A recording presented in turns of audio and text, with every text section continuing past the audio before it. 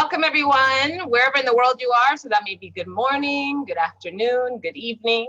My name is Valerie Hope, and I am your coach. I'm your host for the show, Time to Come Alive. And the whole purpose of this show is to really highlight and interact with people who are finding ways to come alive in their personal life, in their professional life, and perhaps even in their community. And it's an opportunity for us, the listeners, for you guys to all get conscious of who you are and how you show up, get connected with others, and more importantly, create something of value that brings the world around you to life. And today's no exception. I have a wonderful guest on the show, and I'm going to introduce her in just a moment. But before we get into that, I'd like to remind you of a couple of things. We're streaming live here, so if you'd like to share this with friends and family because it's a conversation that you think would have value, or your colleagues, please go ahead and take the stream and share it with other people. Also, it's going to be recorded and distributed via all the other social media channels later on. So make sure that you connect with me, and that way we can make sure that you have access and you can give others access to this information. As I like to do customarily before any of our sessions, is to start in mindfulness. It just gives us an opportunity to listen, to learn how to listen to the conversation that you're about to have. And so for that, I just want you to get comfortable. If you're sitting or standing, wherever you are, is to perhaps straighten up your back. It might help to soften your gaze or close your eyes. It's up to you. Putting your feet flat on the floor or standing upright, making sure that you're balanced between both legs. And you want to relax your body, allow the floor or your seat to take on your weight. But you want to keep your mind alert. And while you're doing this, I want you to start to reflect a little bit. Look in your mind's eye. I want you to think about any area in your life currently where you might be experiencing a little bit of resistance, like it feels like there's a little wall. Perhaps you feel it energetically. Perhaps you feel it, there's some constriction somewhere, some tightness perhaps. Look at that. See if there's anything perhaps in a relationship that you have. Maybe there's an opportunity in your career. There's some resistance that's showing up. Could it be in your health? Perhaps it's in your finances. Just take a look and see if there's anywhere in your life where you're feeling that resistance. And once you've located an example of it, just take a deep breath in and slowly let it out. And I invite you to name the emotion that you've attached to that resistance. So it could be resignation, anger, maybe sadness, frustration. Just think of what emotion you've connected to that resistance that you're experiencing. And again, taking a deep breath, releasing it slowly. Now I'm going to invite you to think about what would happen if you were to give that up. In other words, to release that emotion, to release the resistance, to disengage the emergency brake that you might have in that area of your life. It might be to, connect with someone that could help you move through it. Perhaps to no longer repeat the story that you've connected to why the resistance is there in the first place. But see what it might feel like if you were to release that block or that resistance that's showing up. All right, another deep breath in, release slowly. And you may now refocus your gaze or open your eyes and join us again. Wonderful, welcome back.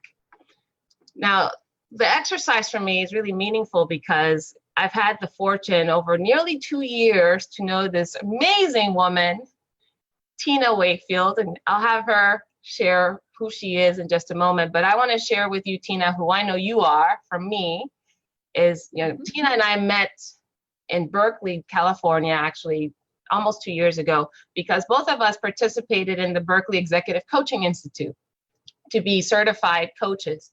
And Berkeley Coaching Institute is no joke. You go there because you're ready to peel back layers.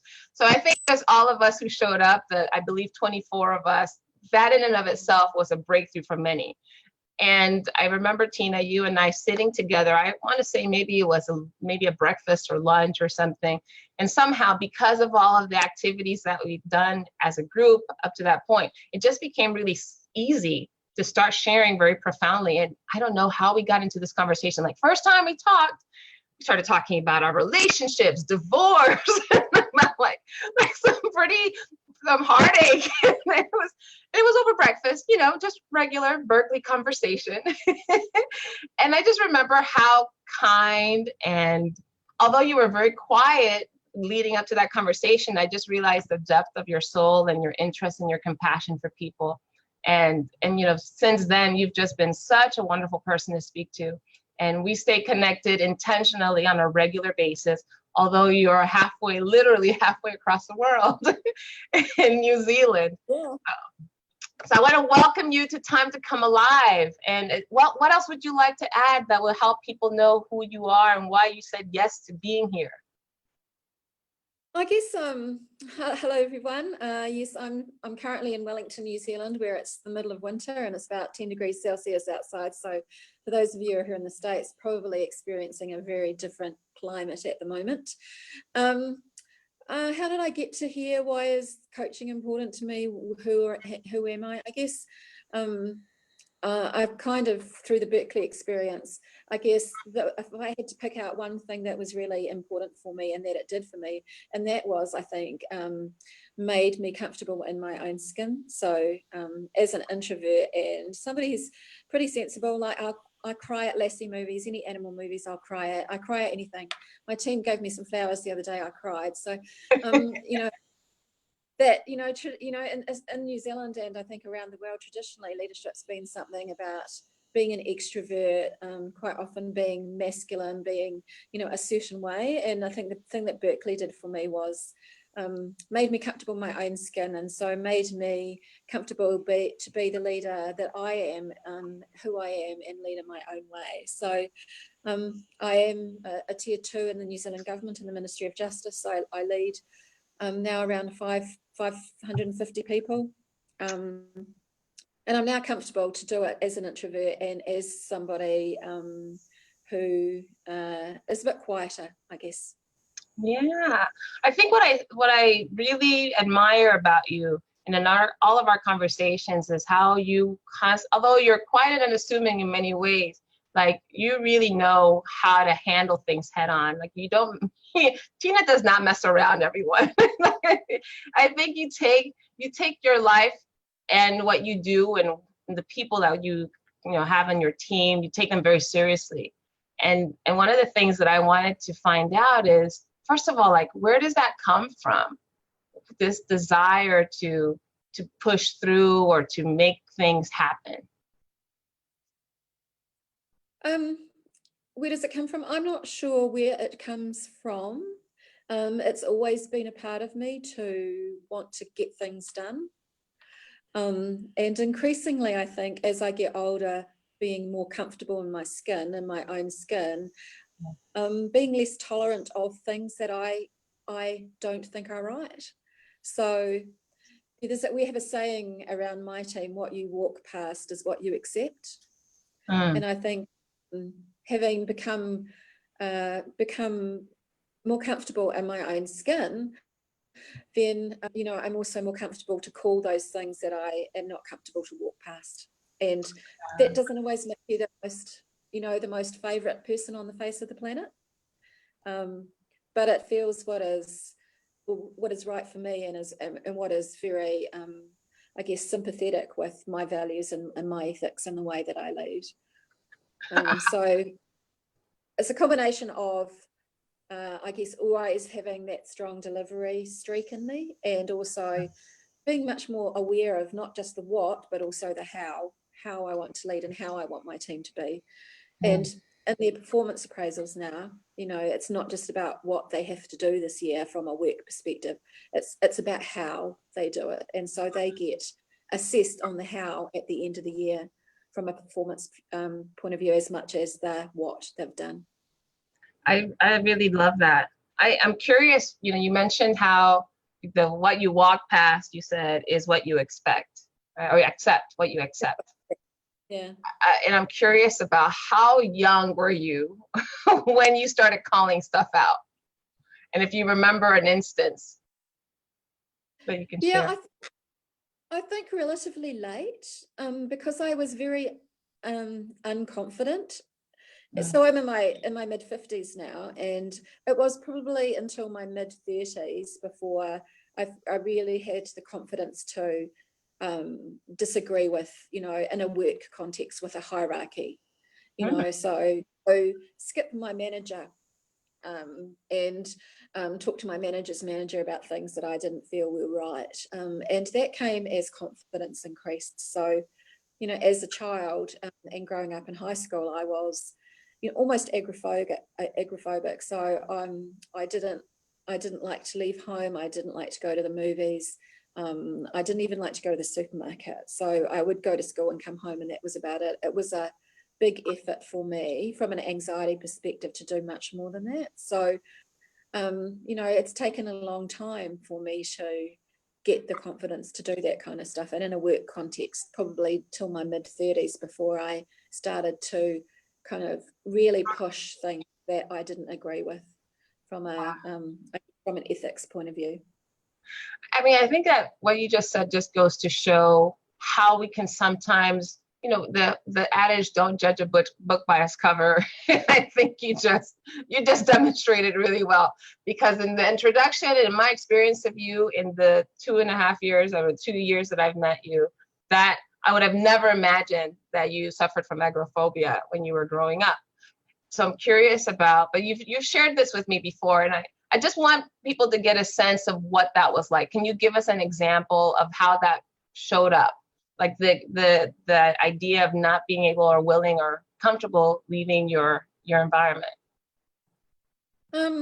Well, I was in my second to last year at high school, so I guess I was about 16 or 17, and I had a boyfriend at the time, and we went on train, and his parents were separated. So during the school holidays one year, we went by train to Auckland, which is an overnight on a train trip from where I was living. And we stayed with his father for a day, but after 24 hours, I had to go to my nearby aunt and uncle's and fly home, because I was so stressed that I couldn't really deal with, I guess, the anxiety of being out of my comfort zone. And that was when I was 17-ish. Wow. Yes. But that's, so you know, really emotional, not sleeping, lots of tears, you know, really couldn't relax at all.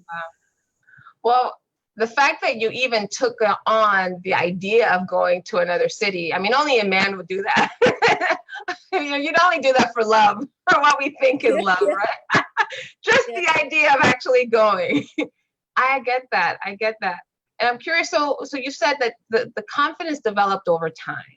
I get that you obviously had to do something, or something had to come to your consciousness in order to get there. So can you remember what it was, or what it's been that you've started to do or apply or learned that helped you move up in confidence?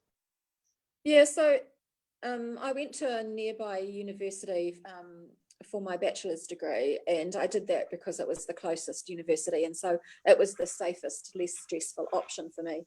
But even during those classes, I would be very, very anxious. And I can remember at exam time once walking into an exam, and basically it was a 3-hour exam, and freezing for the first hour and a half, and then escaping for the last quarter of hour.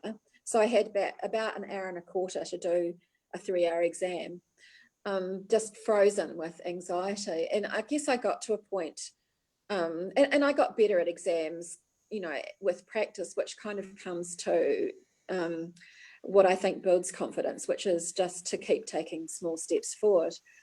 And so I sort of got to the end of my bachelor's degree, and I knew that I wanted to leave New Zealand, and none of my family had ever been out of, or my immediate family had been out of the country.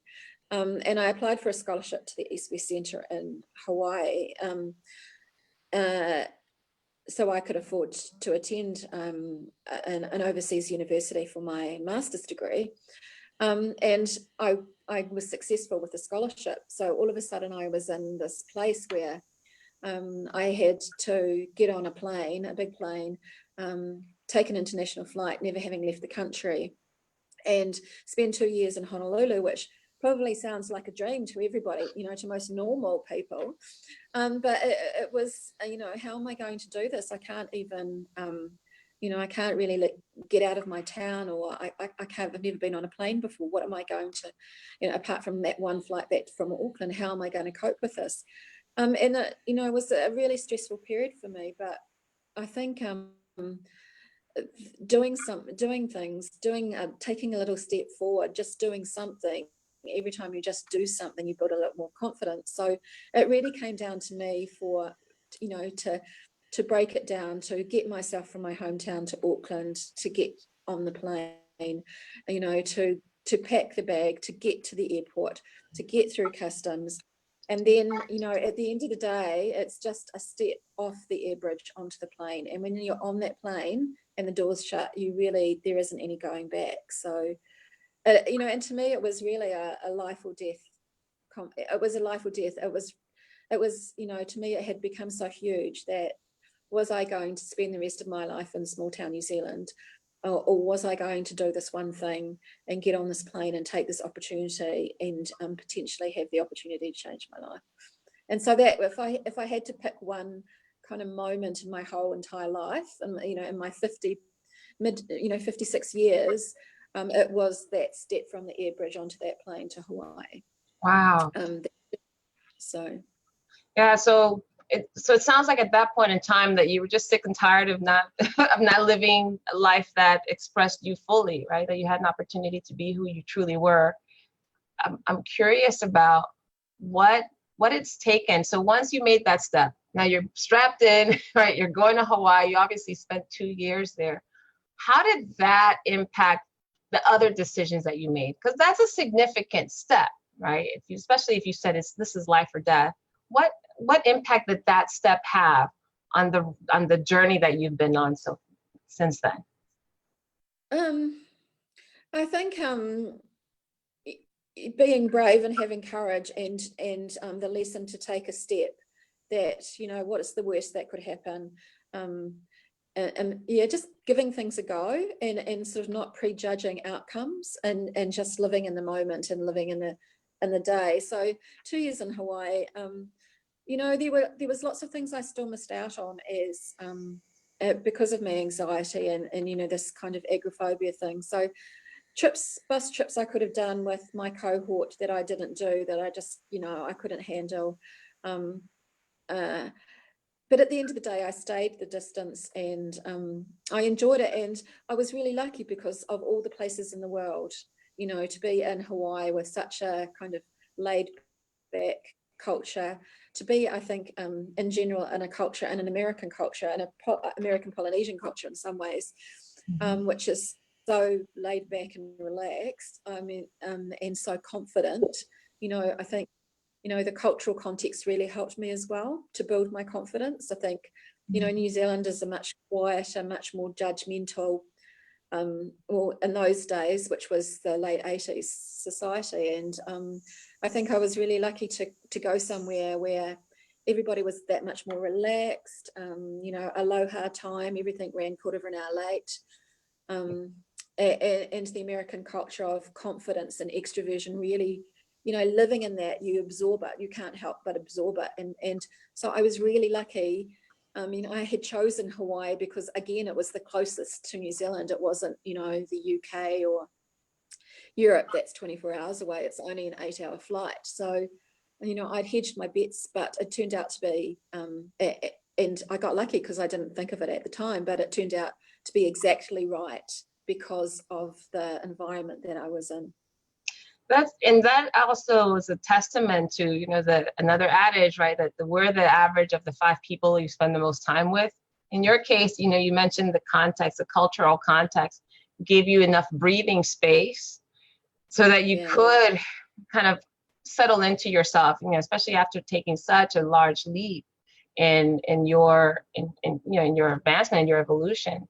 So I think it goes to show that even when we're looking for those opportunities to break out and to build confidence, it's so important who we have around us, so important where we choose to live, the work environment that we select, the community that we want to live in, the organizations that we get involved in.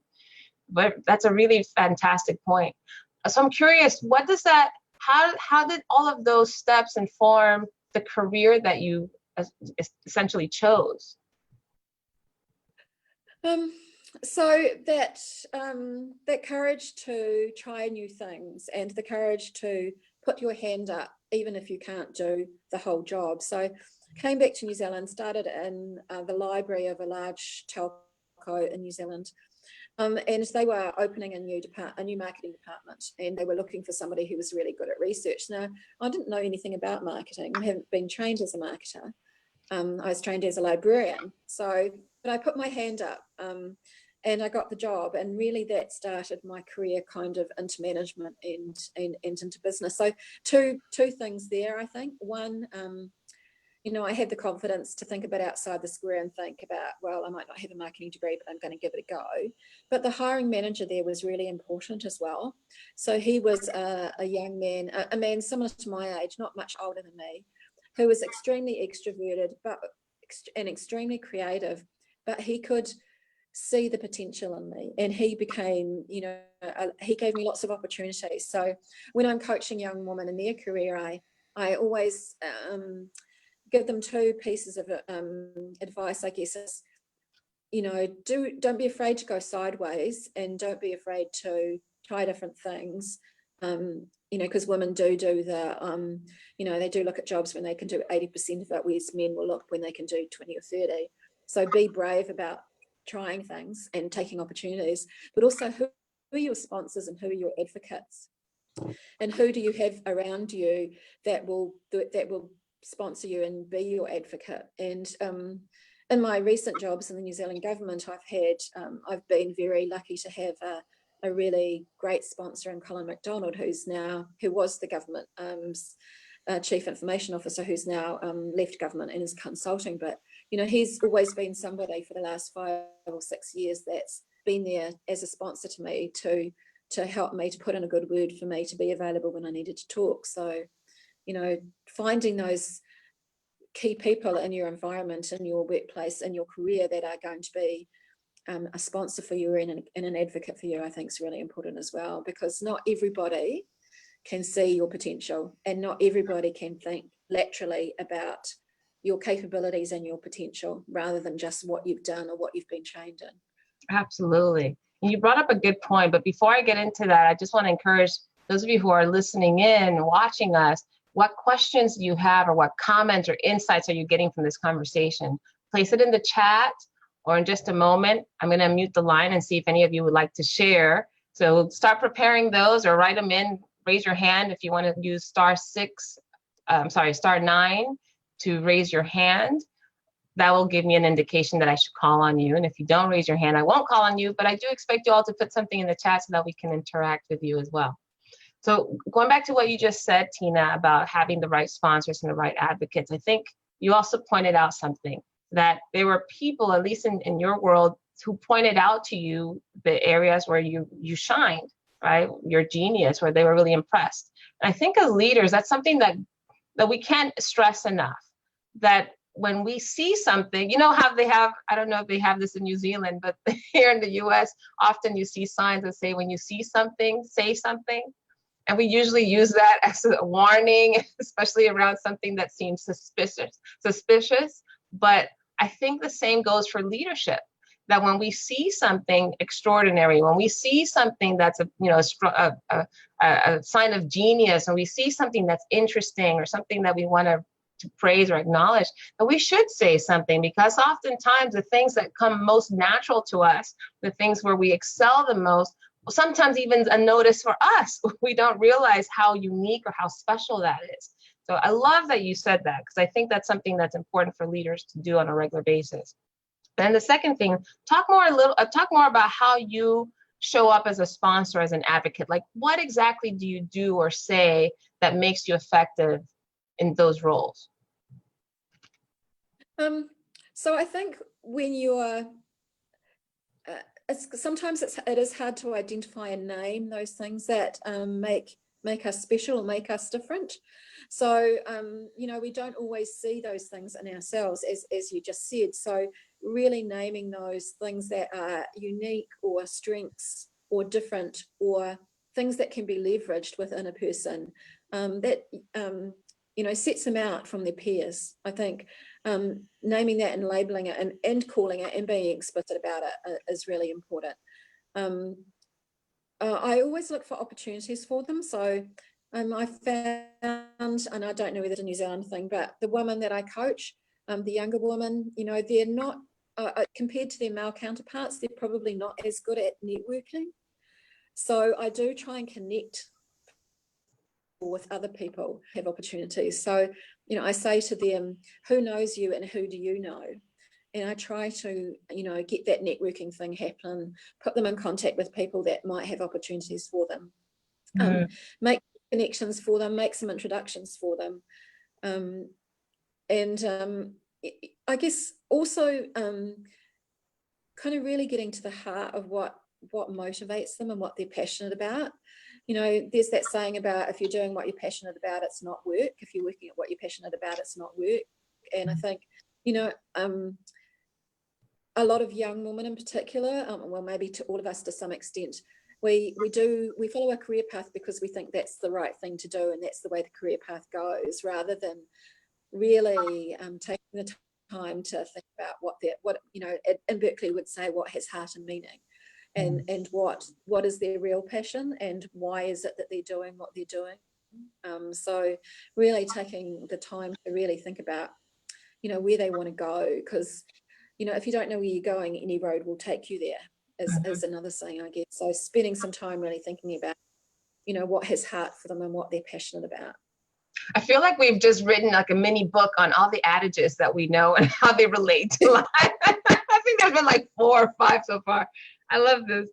So I'm curious, when you mentioned, and that's one of the things that we learned as a coach, right, to really pursue the things that seem to have heart and meaning. So when it comes to your career in particular, and I know that over the last 2 years that we've known each other, there have been several things, some going sideways, some pivots in your path.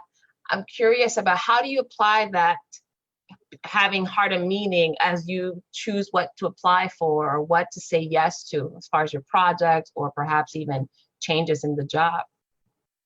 Yeah, so if I think about what has heart and meaning for me, it is, I guess, building capability and building high-performing teams, or just, maturing processes. So it's the change aspect of things. I really like taking, something and making it into something better, and doing that through people. So the things that I have done in the past have been opportunities to experience more broadly, to lead more broadly, and to pad out my experience, but in a situation where there is the capacity to change things, to improve things, to develop people, because I'm passionate about developing people, and making people the best that they can be, and kind of the organizational outcomes from that are really are kind of secondary to me.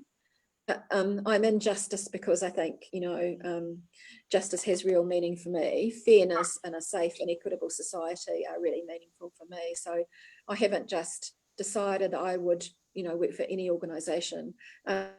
Likewise, my secondment, I was seconded to 4 months recently to the Ministry of Health to bring a corporate services team together. Again, health, the health has meaning, is meaningful for me. So the context is meaningful, but the job in itself is meaningful from what is meaningful for me in terms of developing people and changing things up, I guess. And that's probably not very clear, but well, I think what I got from it, and tying it back to some of the things that you've developed over your lifetime, this idea of building confidence.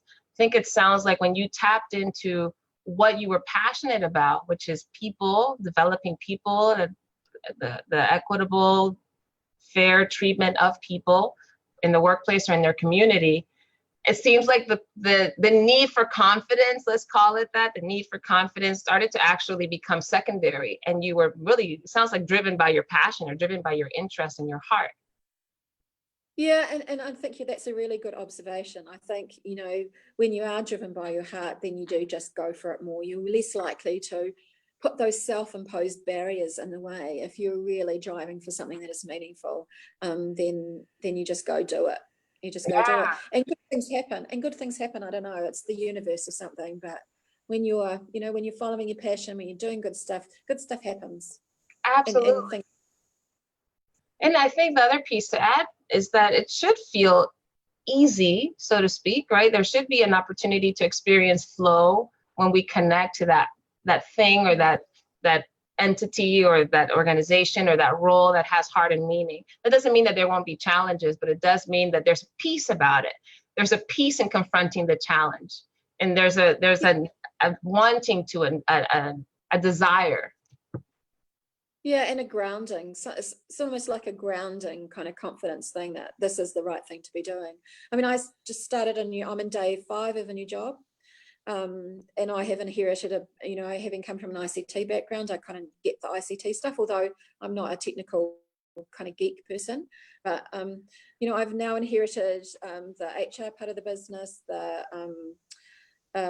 property part of the business, the health, safety and security part of the business. I don't know, I'm not a subject matter expert in any of those things.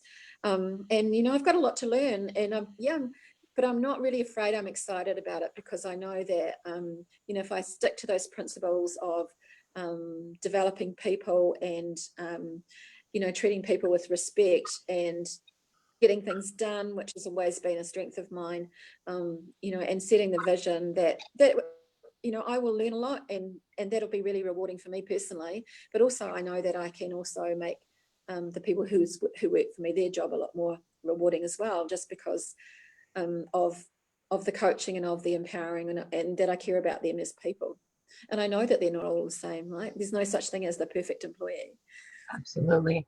One of the questions that came up from Elizabeth, thank you so much for your question, is, how do we then, you just said, right, you don't necessarily know that you're not a subject matter expert, but there are things that you're really gifted at and that you do so innately. So how do we, as women, or as anybody, a professional in the workforce, really sell themselves, or not just sell, but to really convey with confidence what you are gifted in, what does have heart and meaning, without downplaying it or without coming across as bragging or conceited? Yeah, that's a really good question, and I think it takes, again, there's people that you don't have to sell it to or brag to, you don't have to do the sell to, because depending on the quality of the person that you work for, they see it and they understand that. And I think as an introvert, I think there is a lot of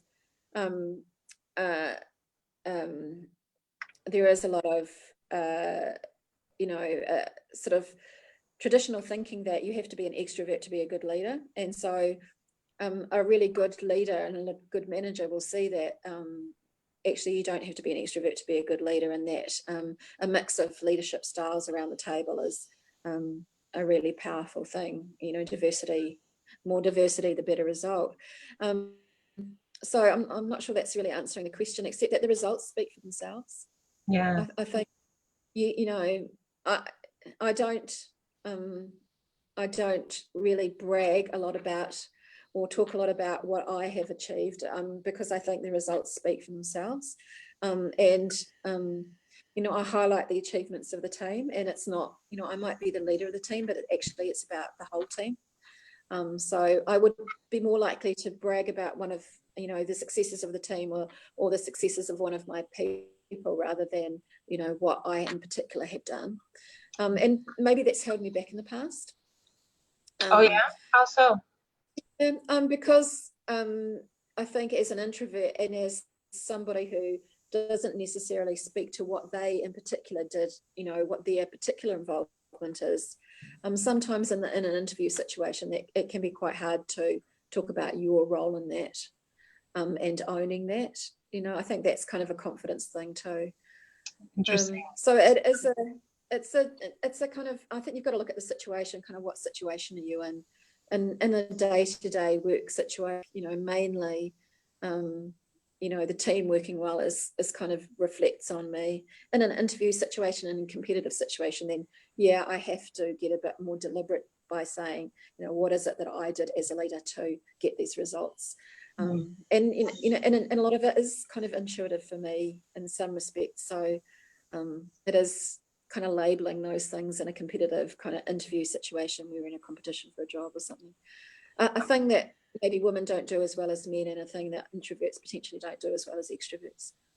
But you know, you just need to focus on it and work on it. Yeah, and I know you've gotten some coaching around that. And I want to bring in Elizabeth has her hand raised, and I'm wondering, Elizabeth, what comments or questions do you have around this? Well, I'm always curious about Tina. It's delightful to have you here. Thank you so much. I'm curious about what to say to the younger women to help them do that, because women do get accused of being arrogant. And I imagine that in New Zealand, you have to be even more careful than you do in the US. But women do get accused of bragging and being arrogant when they're talking about their successes. I mean, I found that if you is to enroll an ally, get a wing sister to come with you, if you will, because it's easier to brag about somebody else than it is to brag about yourself. So someone else can say the things about you that maybe you couldn't get away with saying, but you really need people to hear so that you can get that promotion or be recognized. Yeah, I think that's right. And so that comes back to also, you know, who are your allies around the table and who are your sponsors that will speak out for you. But also potentially, you know, what does that campaign look like in terms of what the team has succeeded in doing, but which really shows you as the leader of that team. So it's an and, not an or. So it's the team did this, and I was the leader of the team, and this was my role in it. It comes across, I think, more softly and less arrogantly, if you like, than I was the leader and this is what I've achieved. You know, so there's ways of couching it. Interestingly enough, I've not had experience in New Zealand of women being seen as arrogant. I would say that was a label that was much more applied to men in New Zealand. Yeah, so that's interesting. What sort of, how does the gender parity work? For instance, over here, you've got a lot of companies that brag about being, oh yes, we've got so many percentage of women. It's always below the director level. And it's not up to a certain point. Okay, so there's things. We have an amazing woman Prime Minister, Jacinda Ardern, you probably read about. So she's on a mission to reduce gender pay, to remove the gender pay gap. So I think they've got a target in 2021 of just getting rid of the gender pay gap. We have a Minister for Women who is responsible for doing that. In the public sector, we have a State Services Commissioner who has said that 50% of the chief executives in the public service need to be women, and that target has been set and reached. And that there will be no gender pay gap by 2020 in the public service. So all New Zealand public service departments have to report to the State Services Commission, which is like the central agency that monitors public sector ministries' performance on what their gender pay gap is and the initiatives that they're taking to get rid of the gender pay gap. And how that's progressing. So actually it becomes part of the performance plan for the chief executive. So chief executives are being measured on this. And so they don't get, to be successful unless they achieve some of these gender parity issues. But it's just not women as well. So there's a really big push in the New Zealand government at the moment around diversity in general.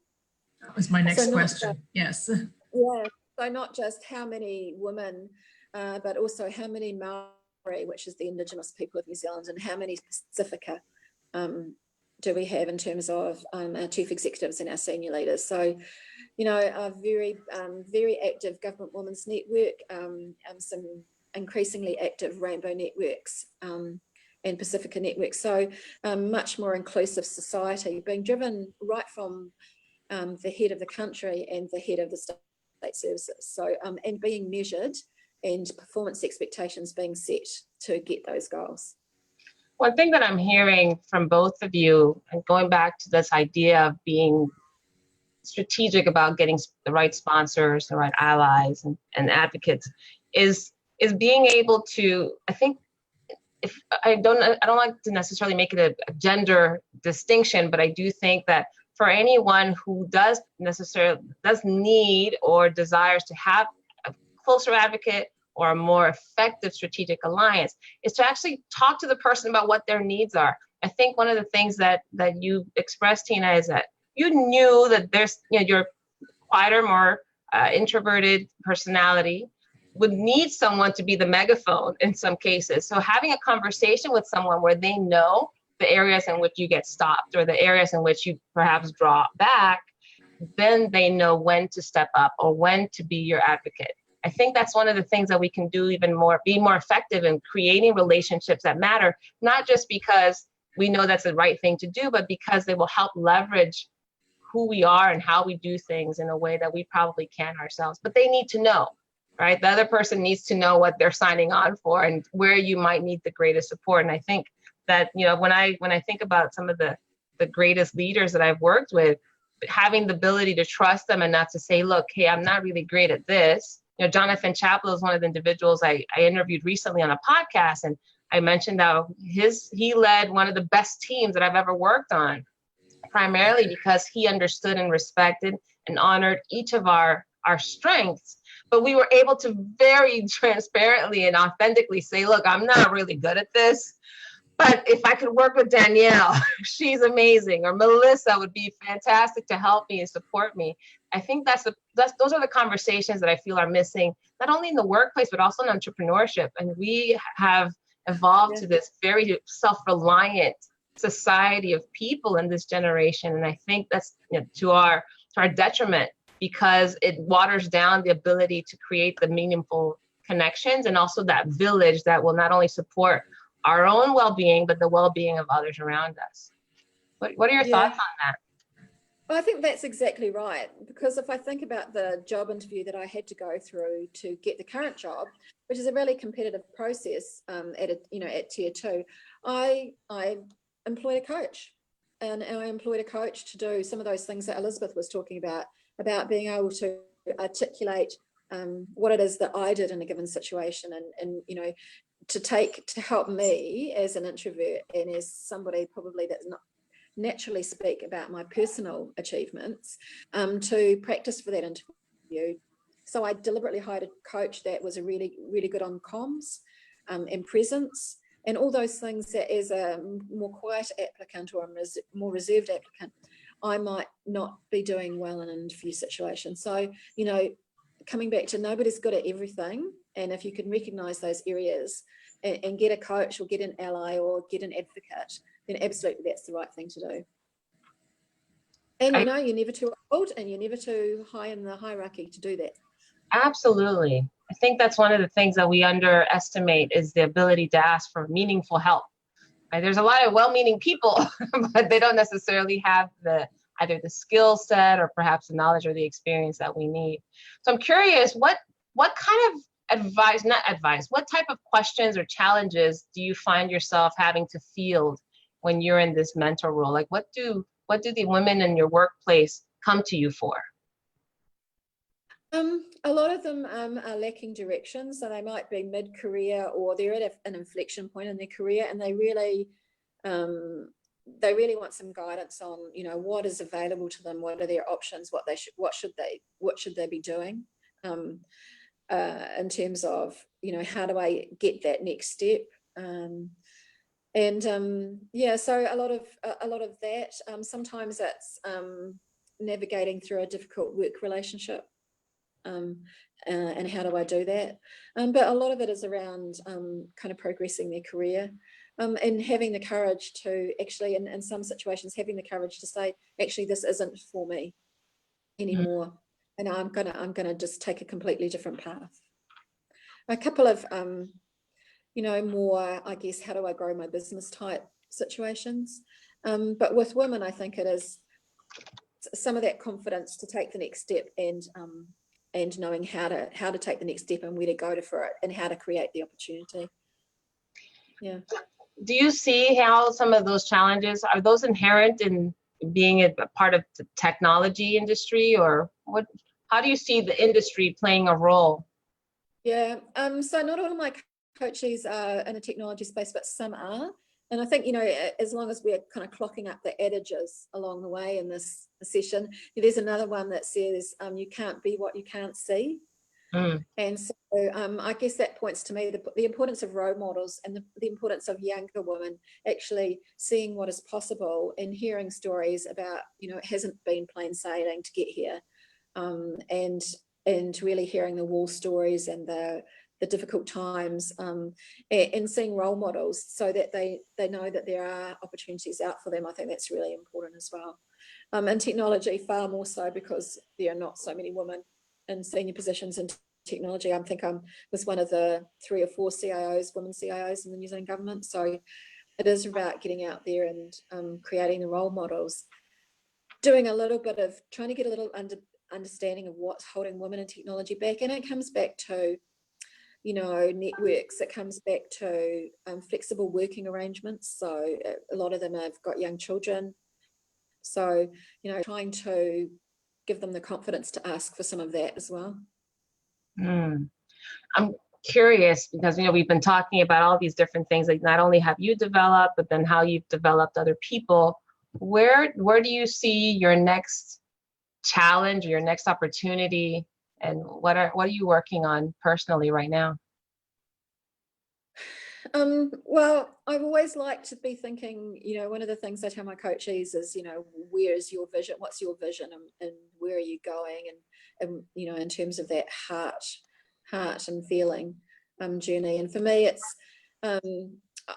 it's still working on the confidence stuff. It's still working on the things that, don't come naturally to me. So, the confidence to get out there and being a bit more assertive about things, even at my level, the confidence to do a lot more speaking, to contribute a lot more around the leadership table.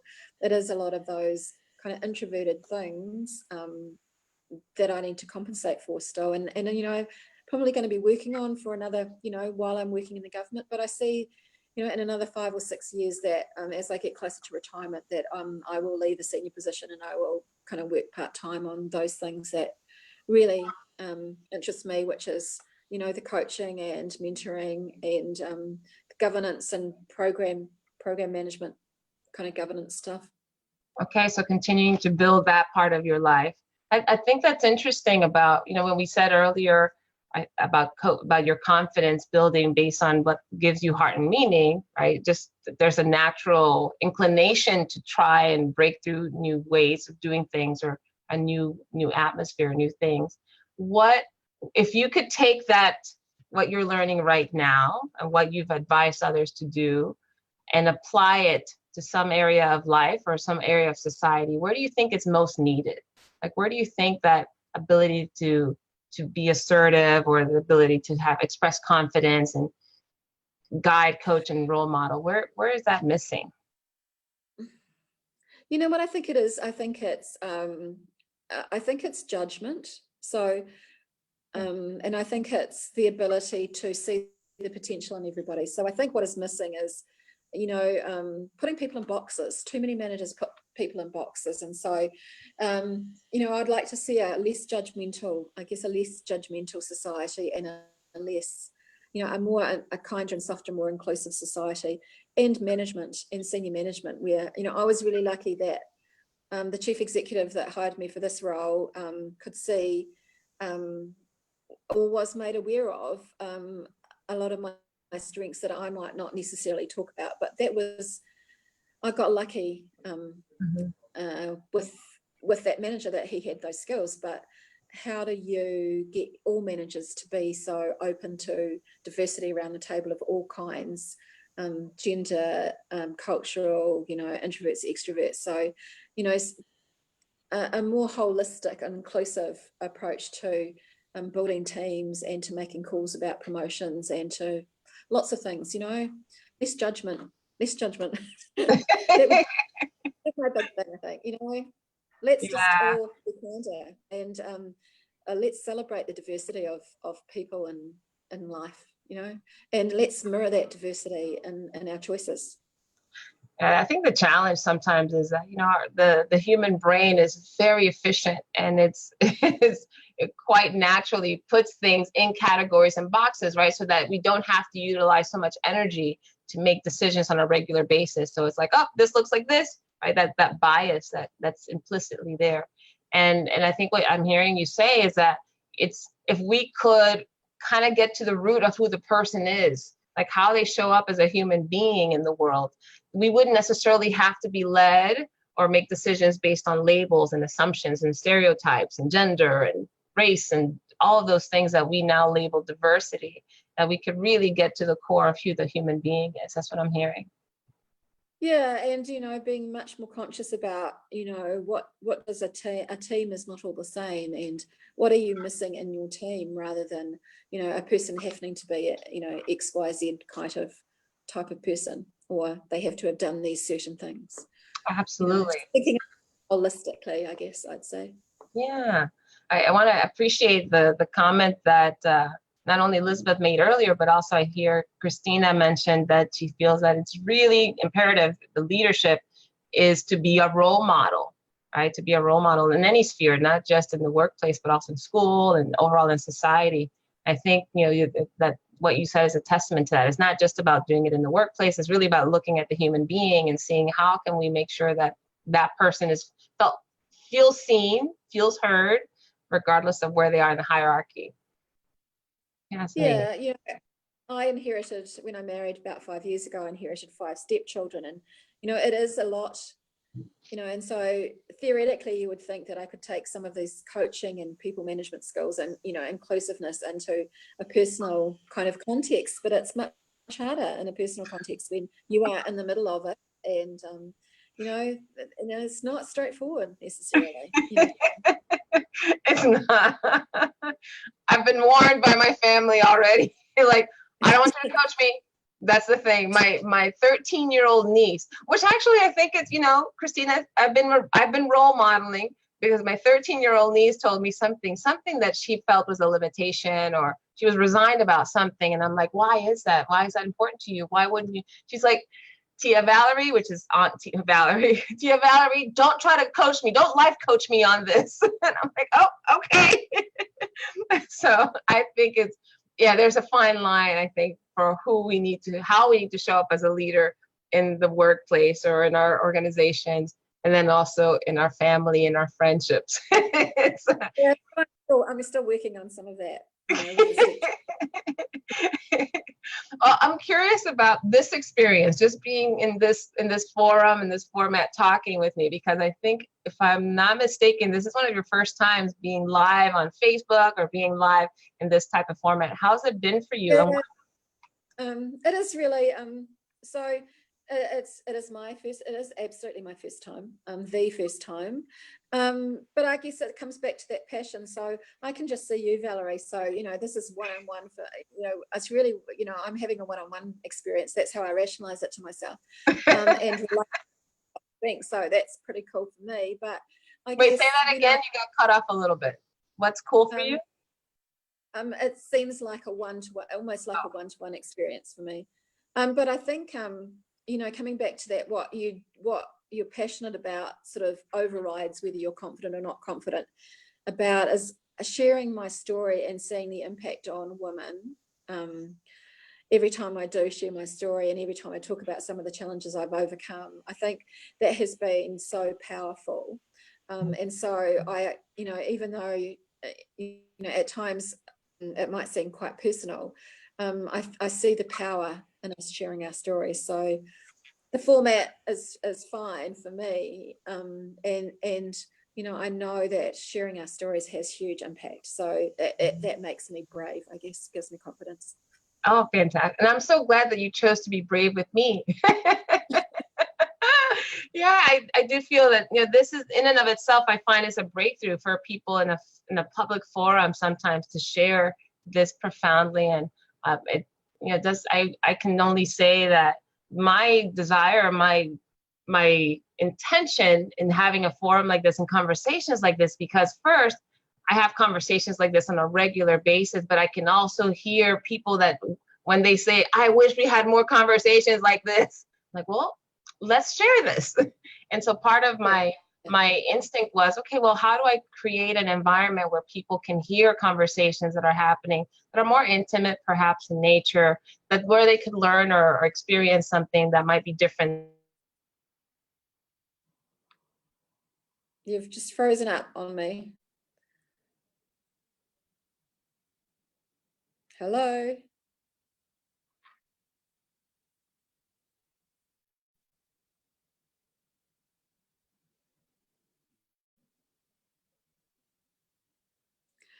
My screen's just frozen, Valerie, so I cannot see you at all or hear you.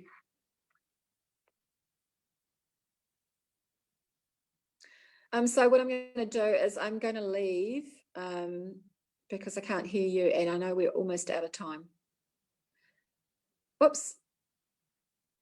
And this is part of what happens when this is part of what happens when one takes on a forum like this. I'm back.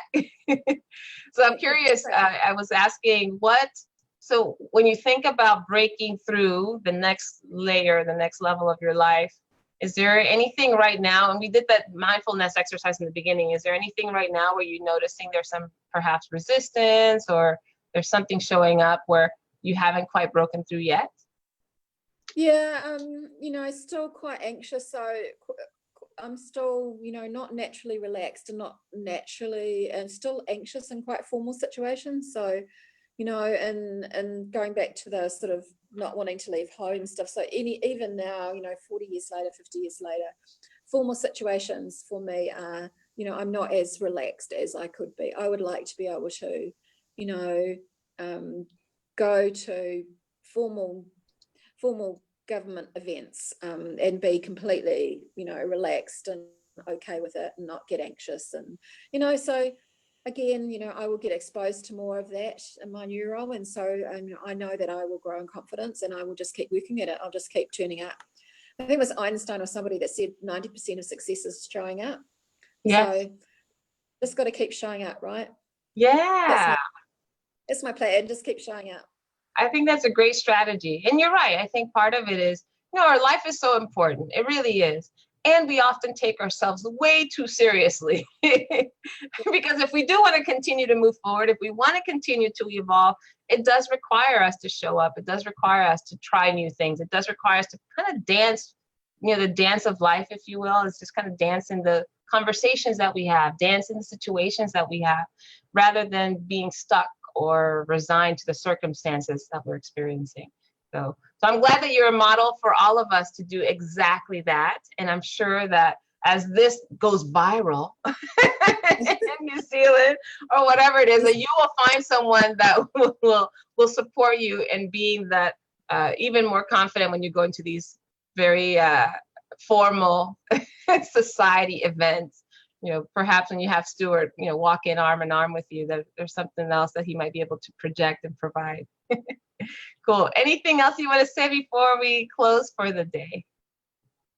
I guess if I was to leave with a message, it would be something about the showing up and something about the, just give it a go, just take a small step. If you're facing something hard, just do something. It doesn't matter how big it is or how small it is. Just take one step in the right direction. It could be teeny tiny, but just one step. Yeah, great advice. I think my one step is generally just have a conversation. It doesn't have to necessarily lead to a commitment, but just having a conversation usually gets me there. So thank you so much. This was phenomenal. You did a wonderful job. So thank you so much for sharing yourself, like I said.